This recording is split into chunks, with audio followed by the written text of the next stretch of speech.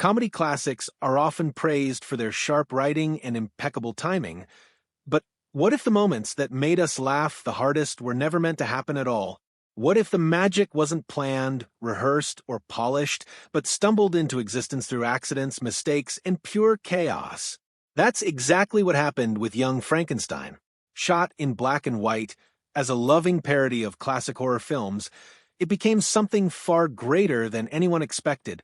Behind the carefully crafted jokes and iconic performances lies a hidden history of bloopers, slip-ups, and improvisations that somehow made the movie even funnier. Props vanished, wigs slipped, actors broke character, and laughter took over entire scenes. And somewhere among all that chaos, one unedited photo was captured.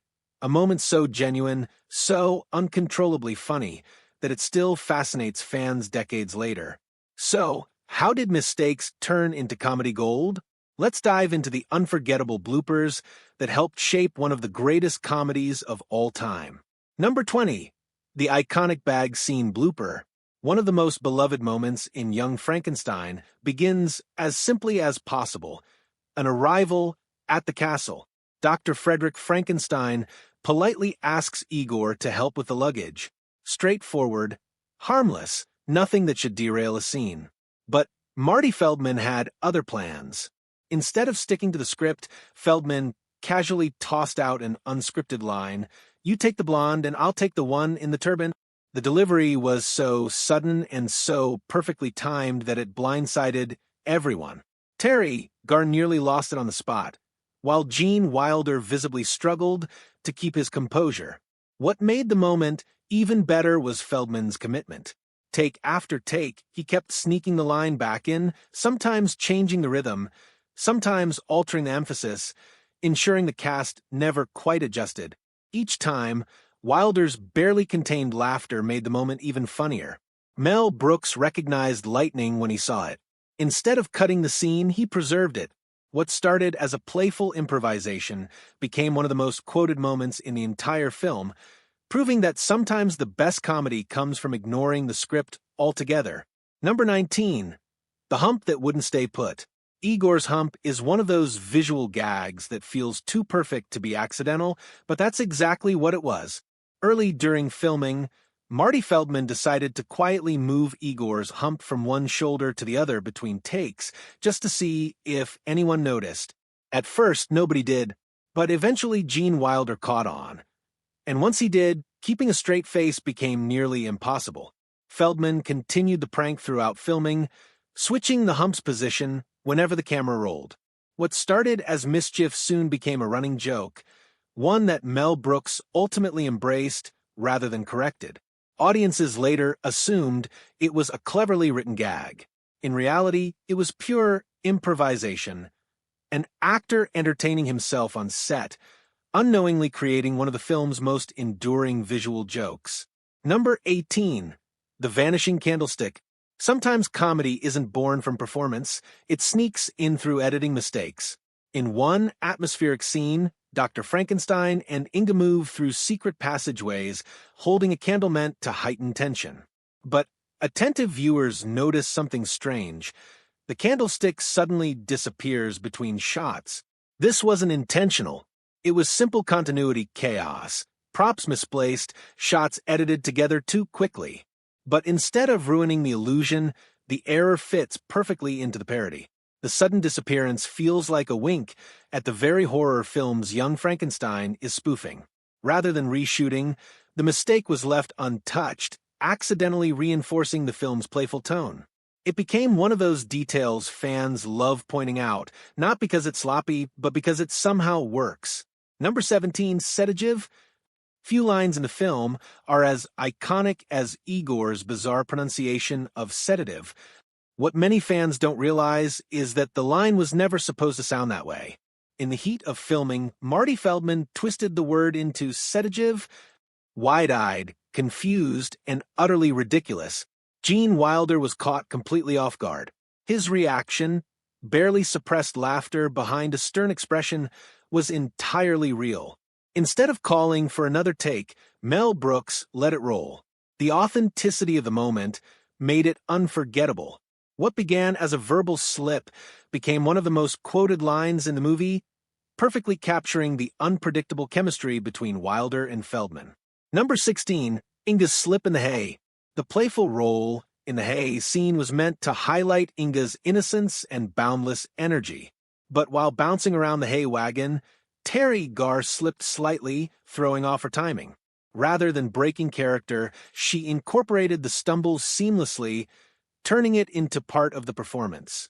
The moment felt natural, charming, and completely in character. Mel Brooks loved it. The tiny accident added authenticity and warmth, making Inga feel more human and even more lovable. What could have ruined a take instead enhanced the scene? Number 15, Puttin on the Ritz chaos.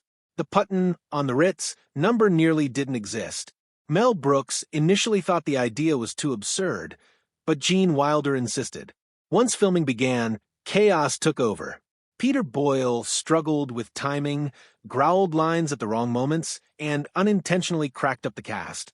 Wilder repeatedly failed to keep a straight face as Boyle belted out lyrics in a booming, off-key voice. The set dissolved into laughter again and again, stretching production far longer than planned. But that disorder is exactly what made the scene legendary. What nearly got cut became one of the most iconic moments in comedy history. Number 14, the door that wouldn't close. Sometimes the set itself joins the comedy. During a laboratory scene, a heavy wooden door jammed halfway as Gene Wilder attempted to close it.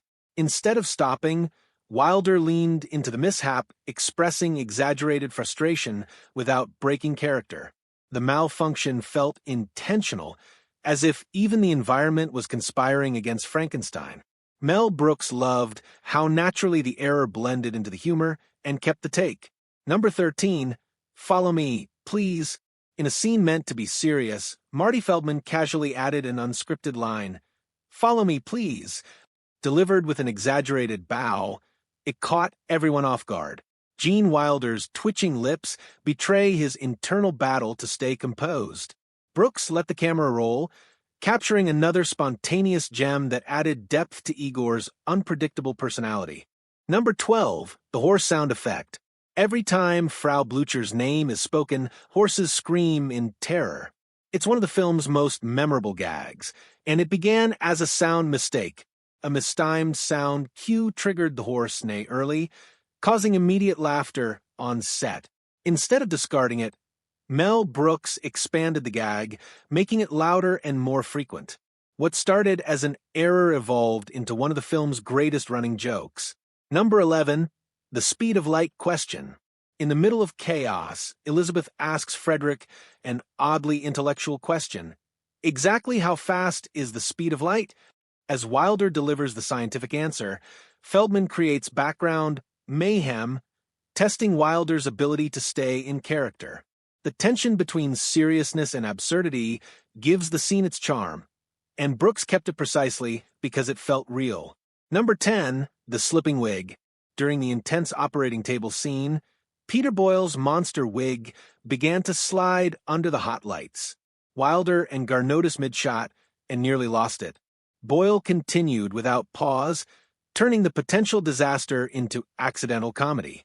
Brooks loved the imperfection and kept it in the final cut. Number 9, the spontaneous howl. In an otherwise eerie moment, Marty Feldman suddenly let out a dramatic wolf howl, completely unscripted. The tension shattered instantly. Laughter erupted, forcing retakes. Brooks encouraged Feldman to keep improvising, understanding that unpredictability was the film's secret weapon. Number 8, Elizabeth's wig incident. Madeline Kahn's elaborate wig began sliding during a melodramatic scene. Instead of stopping, she exaggerated her movements, turning the malfunction into part of Elizabeth's flamboyant personality. The result was comedic perfection born from a near disaster. Number 7, the coffee cup continuity error. A coffee cup appears, disappears, and switches hands between cuts. Rather than fix it, the error was left intact, fitting perfectly with the film's parody of sloppy horror classics. Number 6, the monster's dinner scene. Peter Boyle accidentally knocked over a prop during the dinner scene. Gene Wilder improvised a line to cover it, turning the mishap into character-driven comedy. Number 5, the stubborn fake leg. A prop leg refused to budge during a grave-robbing scene. Marty Feldman exaggerated the struggle, transforming a malfunction into slapstick gold. Number 4, the lightning failure. Instead of dramatic sparks, the lightning rig fizzled weakly. The anticlimax sent the cast into laughter, and Brooks later leaned into the failed science humor. Number 3, the shaking elevator. The laboratory elevator began wobbling unexpectedly. Terry Garr's real scream added authenticity, while Wilder and Feldman stayed in character.